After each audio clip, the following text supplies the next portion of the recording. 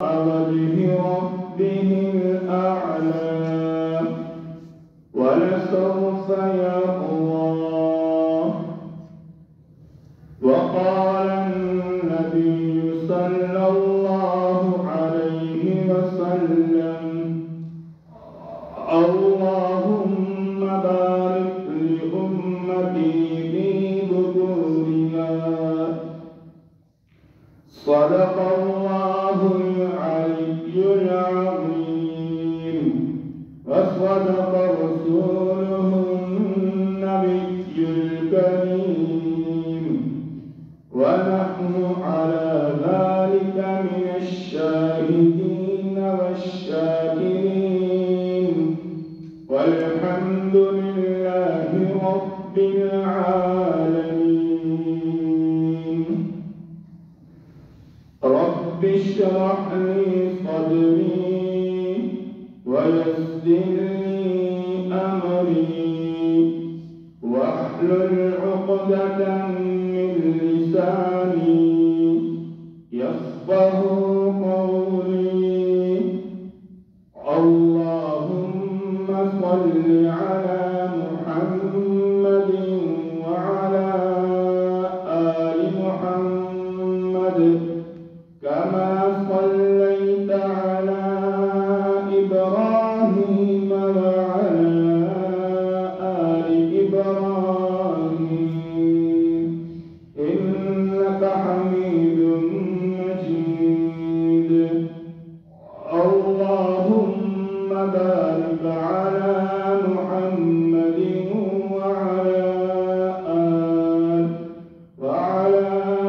آل محمد كما باركت على إبراهيم وعلى آل إبراهيم إنك حميد مجيد. رب زدني علما نافعا ورزقا مباركا وعملا متقبلا. أستغفر الله ربي من كل ذنب وأتوب إليه. اللهم إنا نجعلك في نحورهم ونعوذ بك من شرورهم. سبحان الله وبحمده سبحان الله العظيم.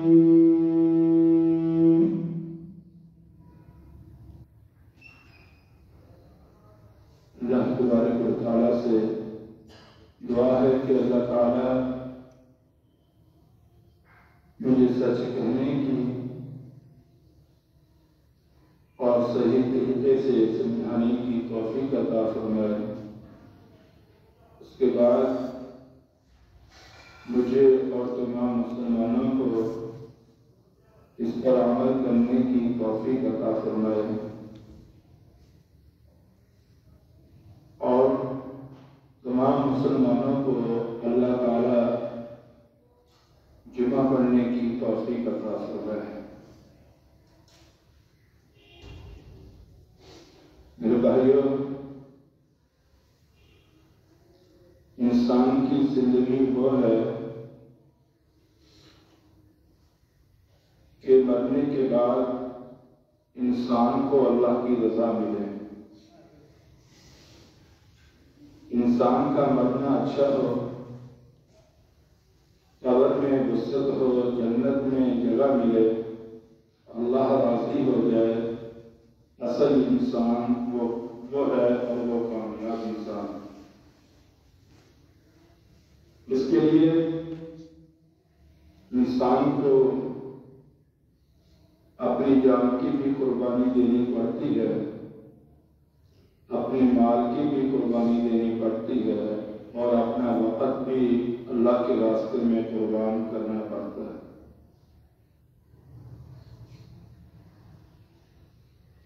अंबिया के बाद 1,24,000 انبیاء کرام علیہ السلام دنیا میں تشریف لائے سب سے افضل ہیں۔ ان کے بعد اگر کوئی افضل ہے تو وہ حضرت ابوبکر صدیق رضی اللہ تعالی عنہ ہیں۔ اللہ نے ان کی شان قرآن پاک میں بھی بیان فرمائی ہے۔ صحابہ کے درمیان حضور صلی اللہ علیہ وسلم نے بھی بیان فرمائی ہے، اور ان کو بہترین لقبوں سے حضور نے نوازا ہے۔ اس کی وجہ حضرت ابوبکر صدیق رضی اللہ تعالیٰ عنہ وہ صحابی ہیں کہ جنہوں نے اپنا سب کچھ اللہ کے دین پہ لٹا دیا، کچھ بھی اپنے لیے نہیں رکھا۔ ہمارے لیے یہ حکم نہیں ہے، ہمیں تو حکم یہ ہے کہ 40واں حصہ اللہ کے راستے میں دو، باقی اپنے لیے رکھو۔ اگر پھر بھی اللہ کی ہمت دے دے صدقہ کر دو، لیکن ابوبکر دنیا کے وہ شخص ہیں کہ جنہوں نے اپنی جان بھی اللہ کے راستے میں دی، اپنا مال بھی اللہ کے راستے میں دیا، اپنی اولاد بھی اللہ کے راستے میں قربان کر دی۔ آتا ہے کہ جب یہ اللہ کے راستے میں مال خرچ کرتے تھے تو یہ جتلاتے نہیں تھے کہ میں نے تم پہ احسان کیا ہے، کیونکہ حدیث میں آتا ہے کہ حضرت ابوبکر صدیق اپنے رشتے داروں پہ خرچ کرتے، بڑے مہمان نواز تھے، اور جو ضرورت مند لوگ تھے ان کی ضرورتوں کو پورا کرتے تھے، اور جو مصیبت زدہ لوگ تھے ان پہ بے تحاشا خرچ کرتے تھے۔ یہاں تک کہ جب مکہ سے مدینہ کی ہجرت کرنے کا وقت آیا تو 20,000 درہم ان کے گھر میں تھے، اور سارے کے سارے اٹھا کر اللہ کے راستے میں چل آئے۔ گھر میں ایک دن بھی نہیں باقی چھوڑا۔ حضرت عائشہ رضی اللہ تعالیٰ عنہا کہتی ہیں کہ ہم اس وقت چھوٹی تھی کہ حضرت ابوبکر صدیق کے باپ آئے، پوچھا کہ بیٹا کچھ گھر چھوڑ کر گئے ہیں؟ وہ نبینے تھے، ان کو نظر کچھ نہیں آتا تھا، تو ہم نے ایک تھیلی کے اندر تھوڑی بہتی پتھر وغیرہ ڈال کر کہا کہ کچھ نہ کچھ چھوڑ کر گئے۔ مدینہ پہنچے، سب سے پہلے مسجد نبوی کے لیے جو پلاٹ خریدا گیا وہ حضرت ابوبکر صدیق رضی اللہ تعالیٰ عنہ کے پیسوں سے خریدا گیا۔ اس کے بعد جب اور جگہ زیادہ کرنے کا وقت آیا تو حضور صلی اللہ علیہ وسلم نے اعلان فرمایا کہ جو 7 والا پلاٹ مسجد نبوی کے لیے خریدے گا اللہ تعالیٰ اس کو جنت میں جگہ دیں گے۔ پھر حضرت عثمان غنی رضی اللہ تعالیٰ عنہ نے اپنے پیسوں سے خرید کر وہ مسجد نبوی کے لیے وقف کر دیا۔ یہ قربانیاں تھیں جس کی وجہ سے حضرت ابوبکر کو اللہ نے یہ مقام دیا۔ اسی لیے حضور صلی اللہ علیہ وسلم اپنے مرض وفات میں تھے، صحابہ بیٹھے ہوئے تھے، کہہ رہے تھے کہ میں نے سب کو ان کی اچھائیوں کا بدلہ دے دیا الا ابوبکر، مگر ابوبکر، یعنی جنہوں نے مجھ پر احسانات کیے میں نے ان سب کو ان کے احسانات کا بدلہ دے دیا۔ کوئی آدمی تمہارے ساتھ اچھا کرے، تمہارے ساتھ نیکی کرے تو اس کا بدلہ نیکی ہونی چاہیے، نہ کہ انسان اس کی جڑیں کاٹنا شروع کر دے، اس کے ساتھ برا شروع کر دے۔ یہ نبی اور صحابہ کا طریقہ نہیں ہے، یہ شیطان قسم لوگوں کا کام ہوتا ہے۔ ہر جزاء احسان الا احسان، کہ احسان کا بدلہ احسان ہونا چاہیے، بلکہ صحابہ کرام رضی اللہ تعالیٰ عنہ نے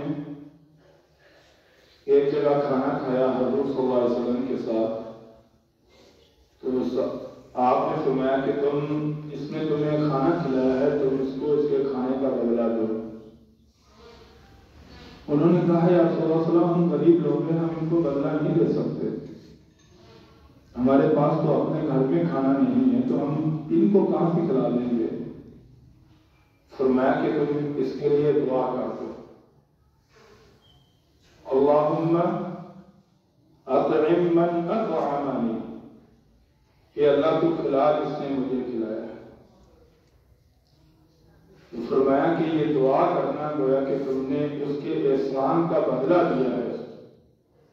اور جو اچھے لوگ ہوتے ہیں، جو اچھے ماں باپ کی نسل ہوتی ہے اور جن کی تربیت اچھی ہوئی ہوتی ہے اور جو اچھی سوچ کے مالک ہوتے ہیں، وہ ہمیشہ اپنے موصلوں کو، احسان کرنے والوں کو یاد رکھتے ہیں، کبھی بھولتے نہیں۔ اور جو لوگ اچھی تربیت نہیں ہے، جن کی تربیت میں کمی ہوتی ہے اور طبیعت کے اندر شرارت ہوتی ہے، وہ ہمیشہ ان کو نقصان پہنچاتے ہیں جنہوں نے ان کے ساتھ نیکی کی ہوتی ہے۔ تو حضرت ابوبکر صدیق رضی اللہ تعالیٰ عنہ وہ صحابی ہیں کہ جنہوں نے اپنا سب کچھ قربان کر دیا، اور پھر حدیثوں میں جو اللہ نے ان کو مقام دیا ہے وہ بھی قابل دید ہے، قابل رشک مقام ہے۔ ایک حدیث میں آتا ہے،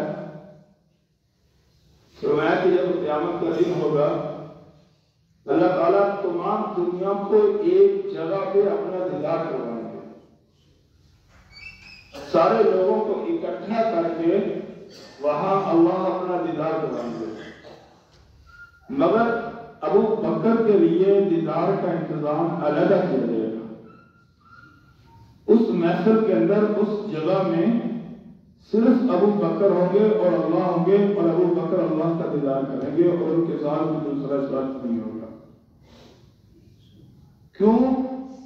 کیونکہ ابو بکر صدیق رضی اللہ تعالیٰ عنہ نے اپنی پورا سب کچھ اللہ کے راستے میں قربان کر دیا، اور اللہ قدردان ہے، اللہ تعالیٰ شکور ہے کہ کوئی تھوڑا سا عمل کرے، اللہ اس کو 10 گنا واپس کرتا ہے، اور یہ اللہ کا ضابطہ ہے، اور ضابطے کے تحت جو لوگ نیکیاں کرتے ہیں، اللہ تعالیٰ ان کی نیکیوں کو کبھی ضائع نہیں ہونے دیتے۔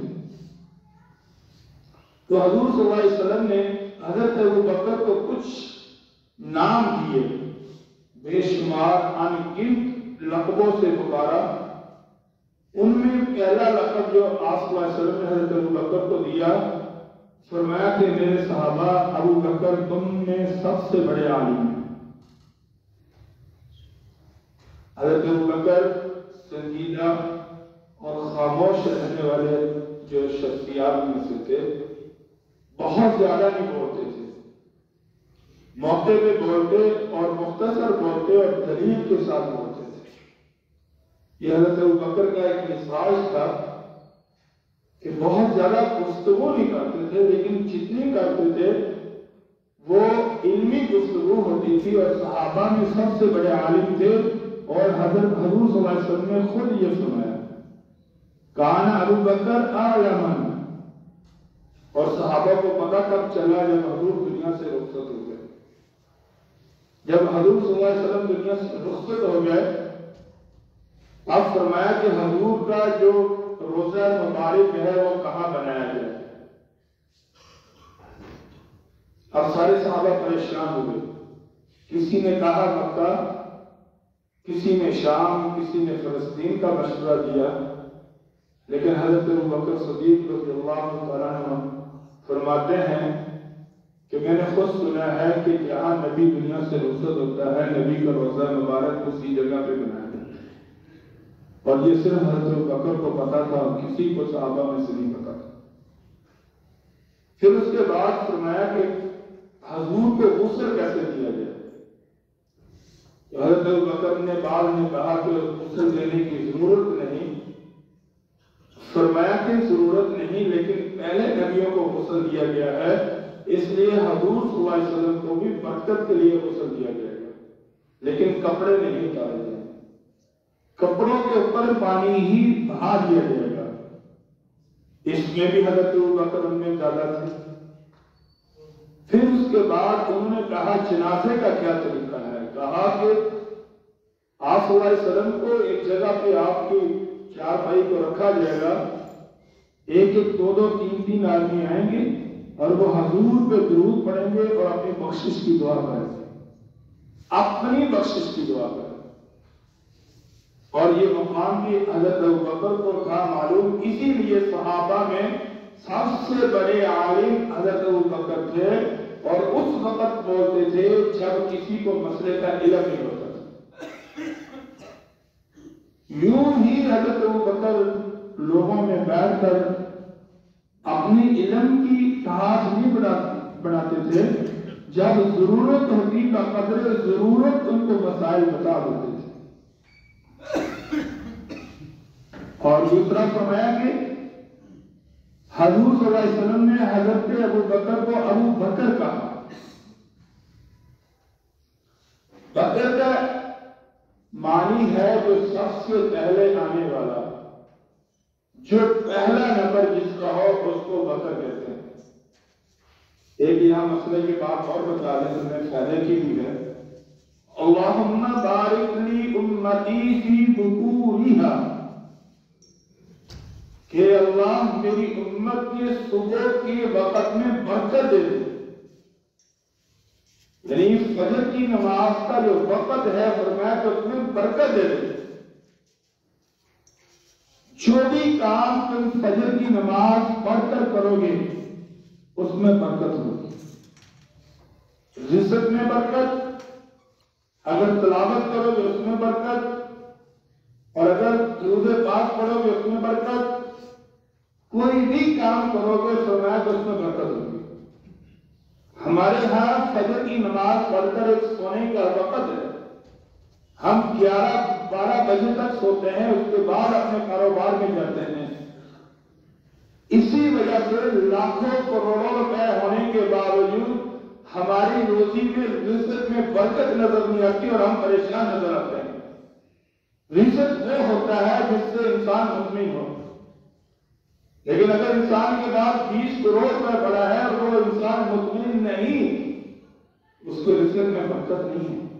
ایک انسان کے پاس 20,000 روپے ہے اور وہ کہہ رہے ہیں کہ اللہ اس میں برکت ڈال دے گا، گزارا مہینے کا ہو جائے گا، یہ ہے رزق برکت والا۔ اور رزق برکت والا وہی ہوتا ہے جو فجر کی نماز کے بعد کمایا جائے۔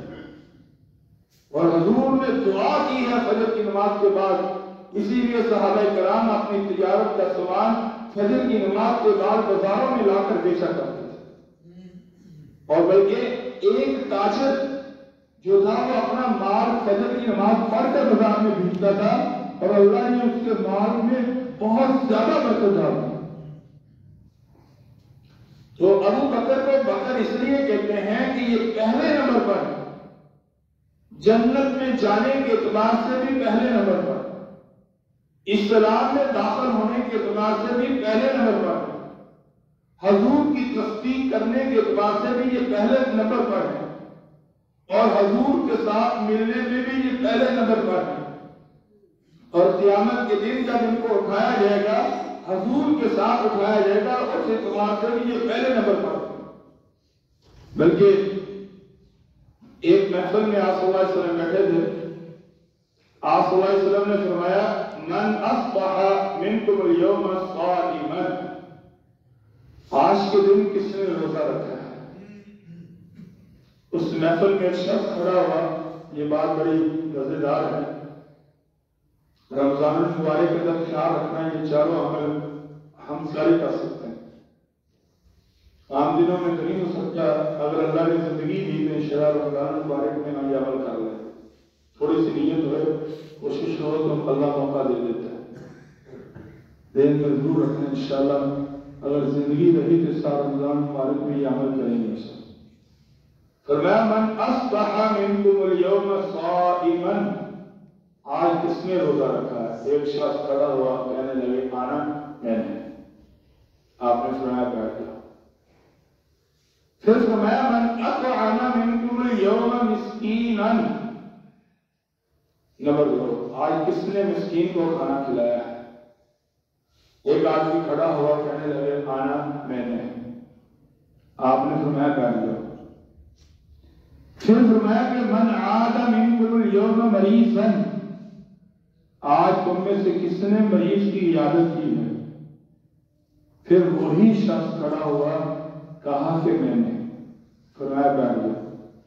پھر چوتھے نمبر پر سوال کیا کہ آج تم میں سے کس نے جنازہ پڑھا ہے؟ پھر وہی شخص کھڑا ہوا کہا کہ میں نے. صحابہ کرام رضی اللہ عنہ فرماتے ہیں چاروں خوبیاں شخص کے اندر پائی جاتی تھی. تو حضور صلی اللہ علیہ وسلم نے فرمایا کہ جس شخص کو ایک دن میں یہ 4 عمل کرنے کی توفیق مل جائے، نمبر 1 روزہ رکھنے کی، نمبر 2 مسکین کو کھانا کھلانے کی، نمبر 3 مریض کے عیادت کرنے کی، اور نمبر 4 جنازہ پڑھنے کی، بَنَ اللَّهُ لَهُ بَيْتًا فِي الْجَنَّةِ، اللہ اس شخص کے لیے جنت میں گھر بنا دیتے ہیں. اور فرمایا کہ وہ چاروں دفعہ کھڑا ہونے والا ایک شخص تھا اور اس کو ابو بکر صدیق کہتے ہیں. اسی لیے اس کو ابو بکر کہا جاتا ہے. یہ حضرت ابو بکر صدیق رضی اللہ تعالیٰ عنہ ہجرت میں پہلے نمبر پر، اسلام لانے میں پہلے نمبر پر، زیادہ مال خرچ کرنے میں پہلے نمبر پر، حضور کے ساتھ غار میں سونے میں پہلے نمبر پر، مزار میں سونے میں پہلے نمبر پر، میدان معاشر میں پہلے نمبر پر، حضور کے ساتھ جنت میں داخل ہونے پہ پہلے نمبر پر. اس لیے حضرت ابو بکر کو ابو بکر کہا جاتا ہے. اور تیسرا لقب جو آپ صلی اللہ علیہ وسلم نے دیا وہ ہے کہ ابو بکر اس امت کا سردار ہے. اور یوں لقب دیا، فرمایا کہ حضرت حسن، حضرت حسین سیدہ شباب اہل الجنہ، جنت کے نوجوان لوگوں کے سردار ہوں گے.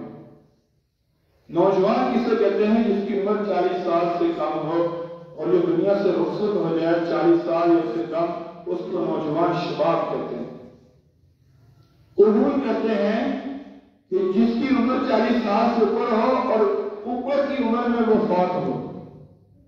فرمایا کہ جو 40 سال سے اوپر کی عمر میں دنیا سے رخصت ہوں گے، فرمایا کہ جنت میں ان کے سردار حضرت ابو بکر ہوں گے اور حضرت عمر فاروق رضی اللہ تعالیٰ عنہ، اور عورتوں کی سردار حضرت فاطمہ رضی اللہ تعالیٰ عنہ ہوگی جنت میں، جو حضور صلی اللہ علیہ وسلم کی بیٹی ہے. اور پھر آپ صلی اللہ علیہ وسلم نے ایک اور لقب حضرت ابو بکر کو دیا، وہ ہے بھائی. فرمایا کہ ابو بکر میرے بھائی ہیں. ایک حدیث مسلم کے اندر آتی ہے، فرمایا کہ لو كنت متخذا لاتخذت ابا بکر. اگر میں کسی کو دوست بناتا تو میں ابو بکر کو دوست بناتا، لیکن میرا دوست، میرا خلیل اللہ ہے. فرمایا کہ ولکنہ اخی، فرمایا کہ ابو بکر میرا بھائی ہے.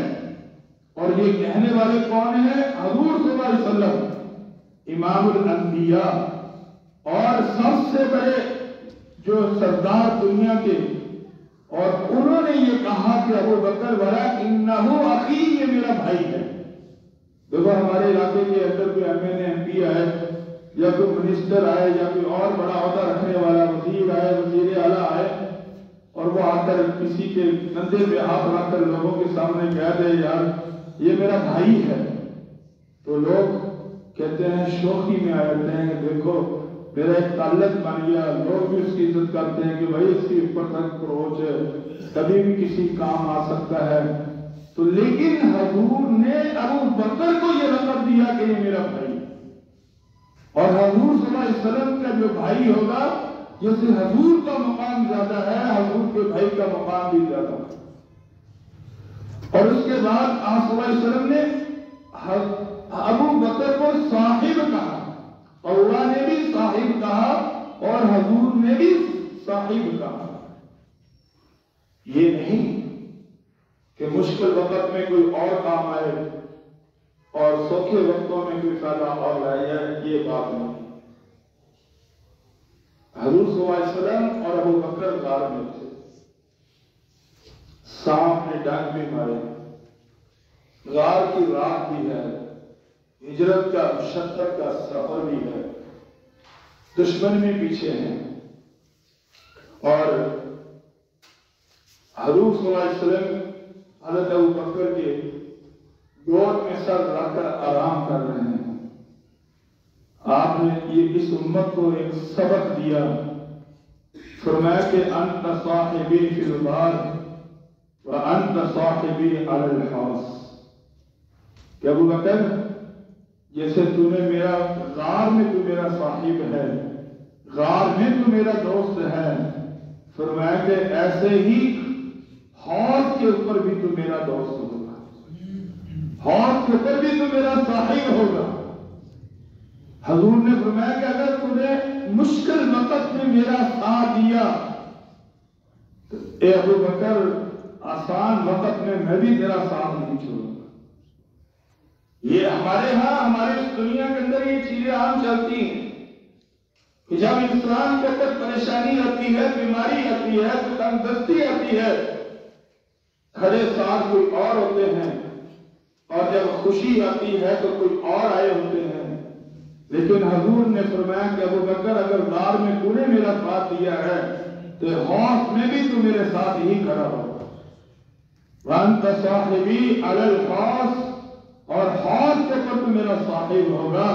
اور یہ صاحب کا لقب بھی حضور نے اپنی زبان سے حضرت ابو بکر صدیق رضی اللہ عنہ کو دیا.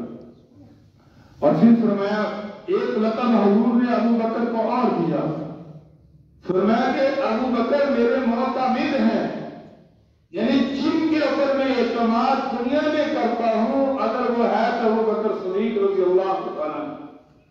بخاری شریف کے اندر ایک حدیث آتی ہے، ایک عورت آپ صلی اللہ علیہ وسلم کے پاس قرض لینے کے لیے آئی، کچھ چیز لینے کے لیے آئی، تو آپ نے عذر پیش کیا اور کہا کہ یا رسول اللہ، آپ نے فرمایا کہ میرے پاس آج نہیں ہے، پھر کبھی آ جانا، اگر اللہ نے دیا تو تمہارے ساتھ تعاون ہو جائے گا. کہنے لگے یا رسول اللہ صلی اللہ علیہ وسلم اگر میں پھر آؤں اور آپ کو نہ پاؤں تو آپ نے فرمایا فَلْيَأْتِ أَبَا بَكْرٍ، پھر تو ابو بکر کے پاس چلا جائے. گویا کہ جو چیز میرے اندر موجود ہے وہی ابو بکر کے اندر.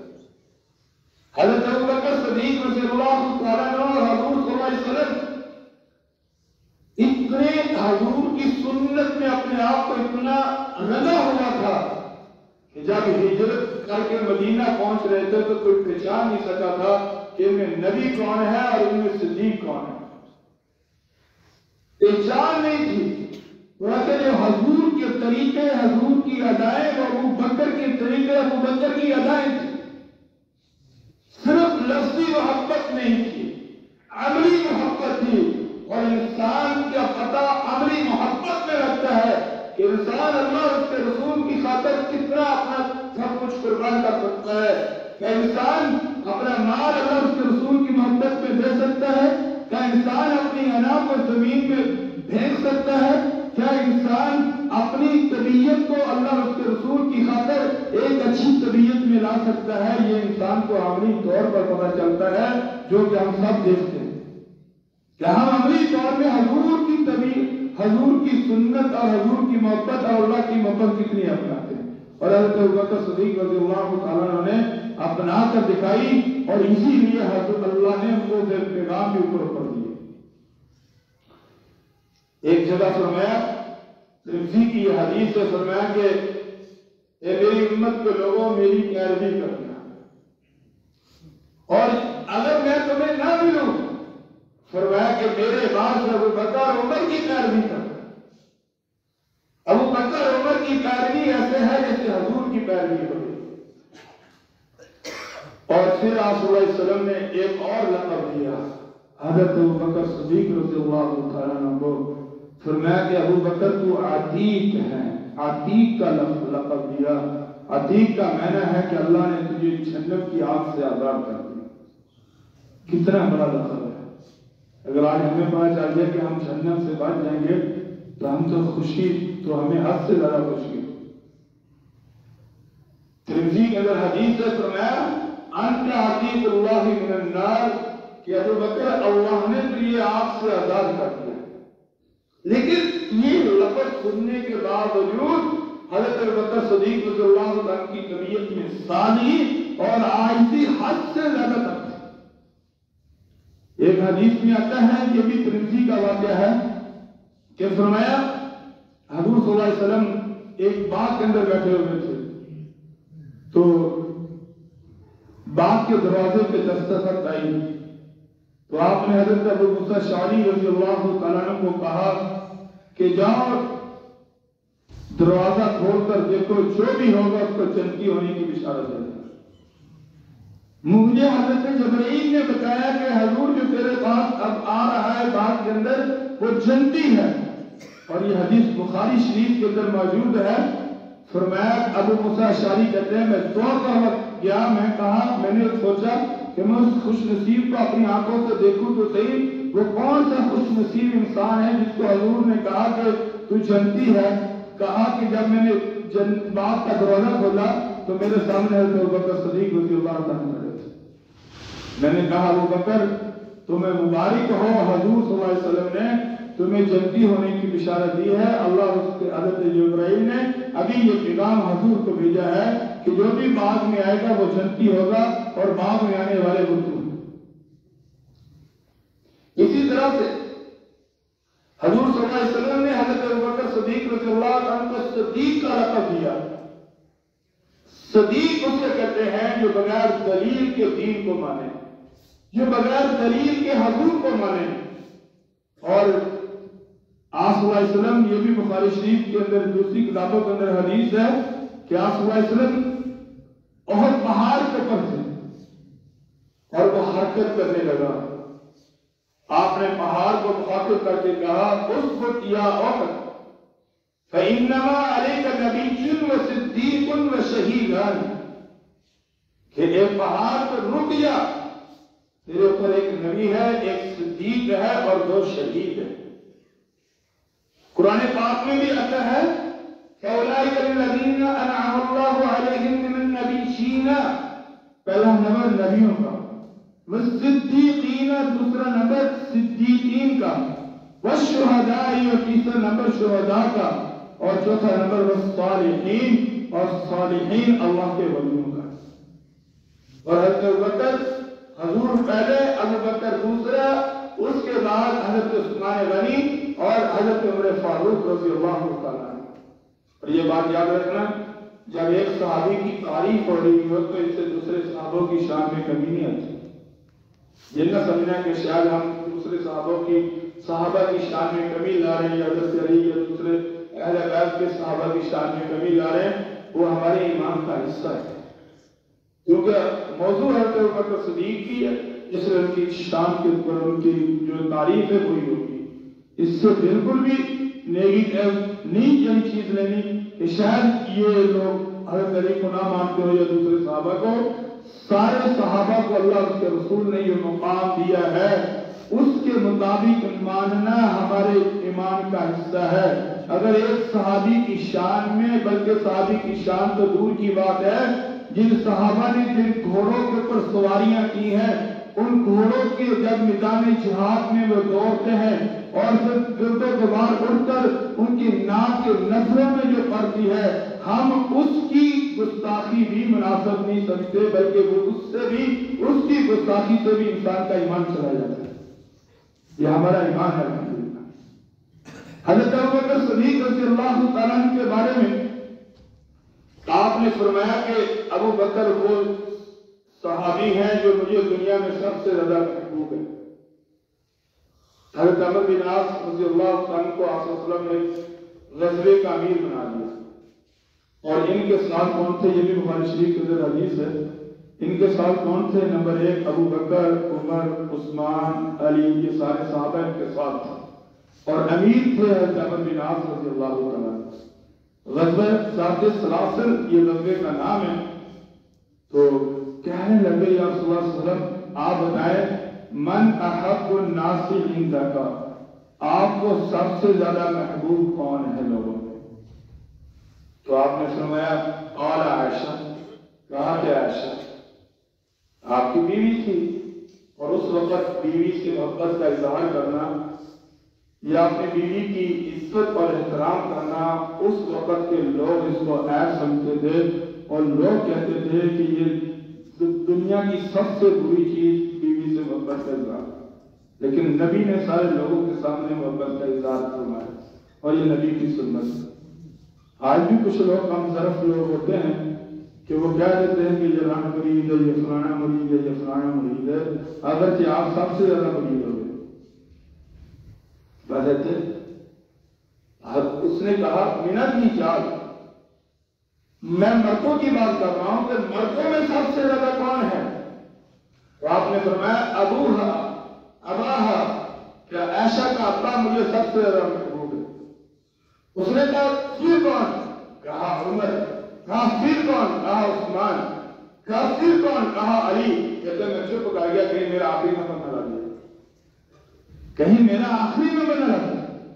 حضرت ابوبکر صدیق رضی اللہ تعالیٰ عنہ صلی اللہ علیہ وسلم نے ارحم امتی بامتی ابوبکر کہا کہ میری امت میں سب سے زیادہ رحم کرنے والے جو ہیں وہ ابوبکر ہیں. یہ یعنی ارحم الراحمین اللہ کی صفت ہے. علیکم بالمؤمنین رؤوف الرحیم حضور کی صفت ہے رحیم. اور ابو بکر کی صفت کیا ہے؟ ارحم امتی بامتی ابوبکر. اور اتنا رحم تھا ان کے دل کے اندر کہ ان کا ایک واقعہ ہے کہ ایک شخص نیا نیا مسلمان ہوا، ان کی خلافت تھی، انہوں نے اس کو کچھ پلاٹ دے دی، زمین دے دی کہ چلو یار یہ پکا رہے، اسلام کے جائے نا. حضرت عمر کو پتا چلا، حضرت عمر نے کہا کہ یہ آپ کون ہوتے ہیں اس کو زمین دینے والے؟ اگر یہ اسلام میں داخل ہے بغیر پیسوں کے ہو، اگر لالچ کی وجہ سے جاتا چلے گا، ہم خود ہی اس کو صحیح کر لیں گے تلوار کے ذریعے سے، آپ نے اس کو زمین کیوں دی؟ حضرت ابوبکر نے یہ نہیں کہا کہ میں امیر المومنین ہوں، میری مرضی یہ. حضرت ابوبکر کہنے لگے تمہیں پتہ ہے میرا دل بڑا نرم ہے، مجھے کسی کی بھوک دیکھی نہیں جاتی، غریبی دیکھی نہیں جاتی.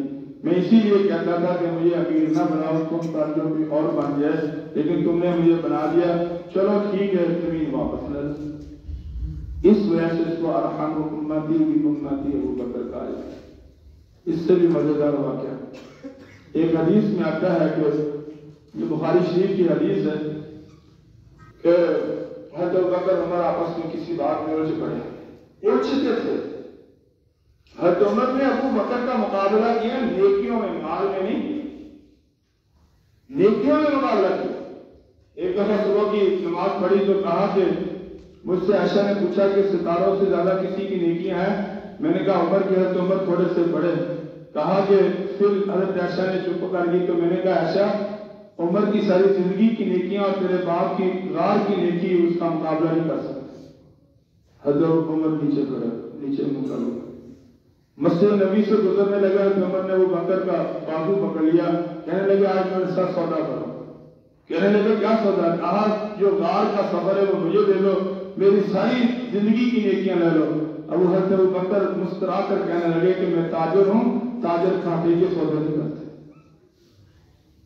میں کھاٹے کا سودا نہیں کر سکتا. حضرت ابو بکر حضرت عمر کسی بات میں الجھ پڑے. حضرت عمر پہلے حضور صلی اللہ علیہ وسلم کے پاس پہنچے اور جا کر کچھ باتیں بتائیں. حضور صلی اللہ علیہ وسلم غصے میں بیٹھے ہوئے تھے. جب غصے میں بیٹھے ہوئے تھے تو اتنے ابو بکر صدیق رضی اللہ تعالیٰ عنہ آ گئے. جب انہوں نے حضرت ابو بکر کو یعنی حضور کو غصے میں دیکھا، حضرت ابو بکر زمین کے اوپر اپنے دونوں جو ٹانگیں تھی وہ زمین کے اوپر بچھا کر اس طرح بیٹھ کر کہنے لگے یا رسول اللہ صلی اللہ علیہ وسلم میں نے عمر کو معاف کیا، آپ عمر کو کچھ نہ کہیں، میرا قصور تھا جس کی وجہ سے عمر غصے ہو گئے، اس لیے آپ کچھ نہ کہیں، آپ کچھ نہ کہیں. حضور مسکرا پڑے اور کہا کہ عمر کہ ابو بکر کو کبھی کچھ نہ کہنا، جب تو مجھے تلوار لے کر مارنے کے لیے آ رہا تھا اس وقت ابو بکر میری سپورٹ کر رہا تھا، اور ابو بکر کے مال نے مجھے عزت دی، ابو بکر کی وجہ سے مجھے ایک مقام ملا، ابو بکر نے اپنا سب کچھ اللہ کے راستے میں خرچ کر دیا، اس لیے ابو بکر جو ہے وہ اللہ اور اس کے رسول کا لاڈلا ہے۔ وَلَسَوْفَ يَرْضَىٰ، فرمایا کہ مفسرین لکھتے ہی حضرت ابوبکر صدیق رضی اللہ عنہ کے بارے میں نازل ہوئی، اور اس آیت کا مطلب کیا ہے کہ اے ابو بکر تو نے اپنا سب کچھ لٹا دیا، اور اللہ آپ کو اتنا دے گا کہ آپ اللہ سے راضی ہو جائیں، آپ اللہ سے راضی۔ اس لیے بھائیو دنیا میں قربانی دینی پڑے گی، قربانی کے بغیر کچھ نہیں ملے گا۔ اپنی وقت کی قربانی، 5 وقت کی نماز، اور اپنے مال کی قربانی، اللہ نے مالدار بنایا ہے، زکات دینی پڑے گی۔ اور اسی طرح سے اگر اللہ تعالیٰ نے اور چیزیں اچھی دی ہیں، اپنے اندر ایک عاجزی کسر نفسی والی زندگی لے کر آؤ، اور ہمیشہ ایک لالچ والی زندگی گزارو کہ میرا ہر کام جو ہے میری بخشش کر سکتا ہے۔